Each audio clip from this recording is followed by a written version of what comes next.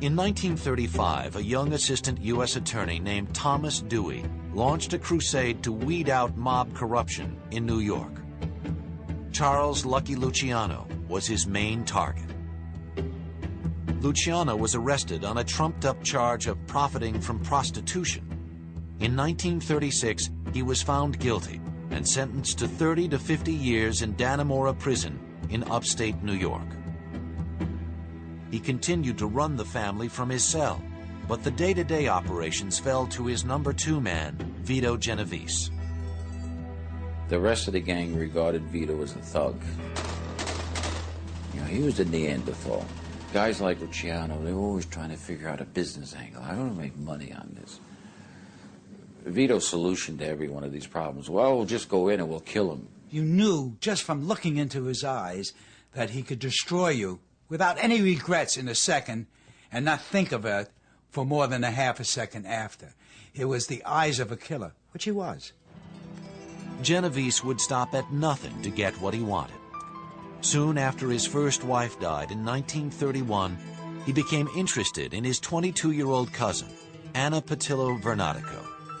There was only one problem. Anna was already married. Vito's solution was simple. He had her husband killed, then married Anna 2 weeks later. And people like Costello would say to him, Vito, this is going to attract a lot of attention. Well, Vito would counter-argue, if you don't make people afraid of you, if they're not terrified of you, you're not going to have an effective criminal organization. But Vito's violent streak eventually caught up with him. In 1937, he left his wife behind in the States and fled to Italy to avoid a murder rap. With Vito gone, 46-year-old Frank Costello took over as boss of Lucky Luciano's crime family. Unlike Genovese, who was legendary for his temper and love of violence, Costello took a more civilized approach to his work. Costello was a soft-spoken man with a raspy voice, the result of an operation on his vocal cords. He thought that conflict just got in the way of making money. His ability to keep the peace between hot-headed gangsters earned him the nickname Prime Minister of the Underworld. Costello established what became the Trinity. It's really the template for modern organized crime. And the Trinity is you combine 3 things: politics, business, and crime. All have to coexist and all have to work together. There was a time in New York in the 40s and the 50s in particular where you did not become a judge or a district leader or anybody of any significance in New York City politics without getting Frank Costello's okay. He's a corrupter. Corruptors change us.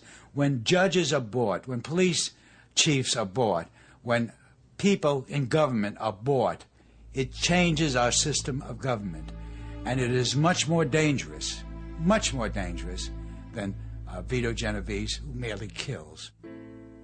Despite his financial success, Costello was uneasy about his role as leader of the family. After all, he had become boss by default and never had much use for the rituals and politics of the mafia. He knew he was highly regarded by the underworld, but what he really wanted was the public's respect. This was a quirk of his personality. He craved respectability, quiet respectability, not the respectability that comes with notoriety. Frank liked to think of himself as a cultured, intelligent, man who could mix with almost anybody, which he, in fact, accomplished. He always viewed himself as a businessman, not as a gangster. I viewed him as a gangster, and I told him so.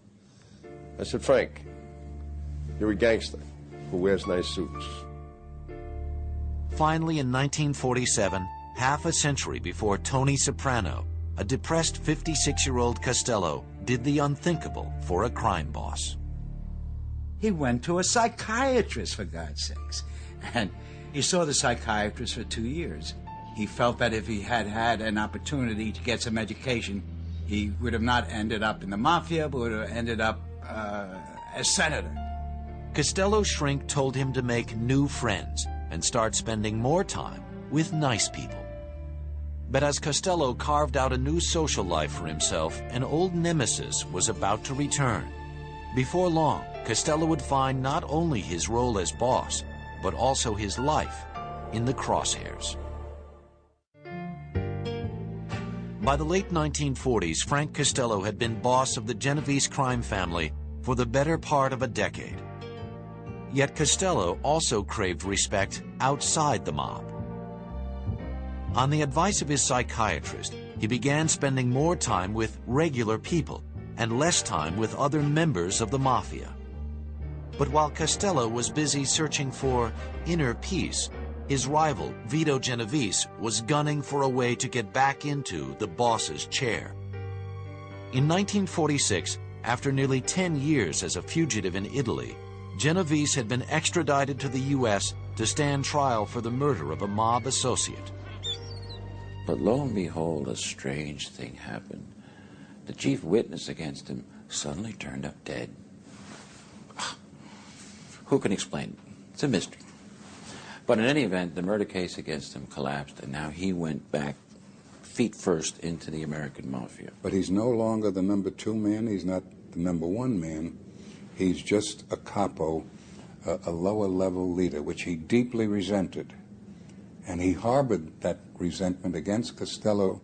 But Genovese's ambition wasn't the only problem Costello faced.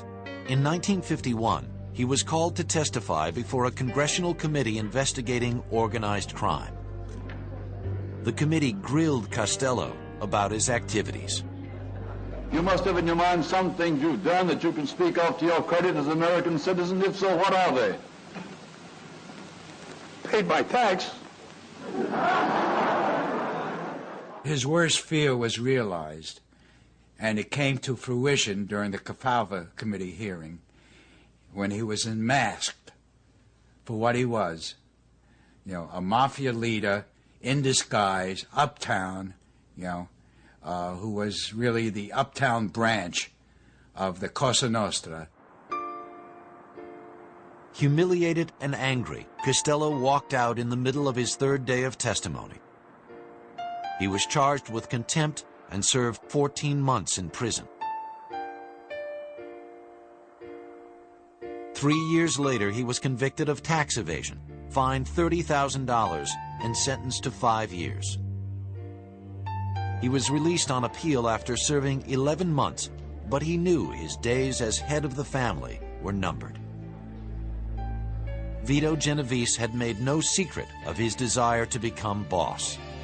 The violent Genovese was popular with the family muscle, the street thugs who did the dirty work, while the money men like Costello kept their hands clean.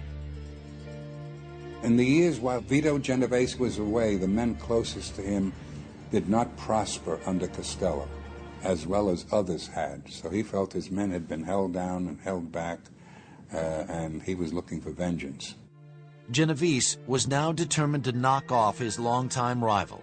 To do the job, he turned to a trusted young lieutenant named Vincent Chin Gigante, a first-generation Italian-American. Vincent Gigante's rise to power took the route that is the most popular in the mafia. It's called the chauffeur route.